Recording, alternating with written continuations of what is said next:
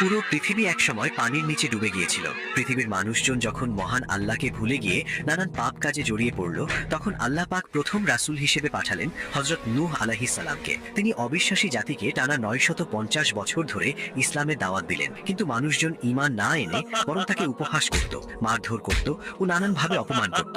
অবশেষে আল্লাহ পাক নূহ আলাইহিস সালামকে জানালেন এই জাতি হতে আর কেউ ঈমান আনবে না। আল্লাহ নূহ আলাইহিস সালামকে আদেশ দিলেন পাহাড়ের নিচে একটি বিশাল নৌকা বানাতে। লোকেরা তখন উপহাস করে নূহ আলাইহিস সালামকে বলতেন, তোমার নৌকা কি পাহাড়ে চলবে? নূহ আলাইহিস সালাম তাদের বললেন, তোমরা আমাকে উপহাস করছো, খুব শিগগিরই তোমরাকে উপহাস করা হবে।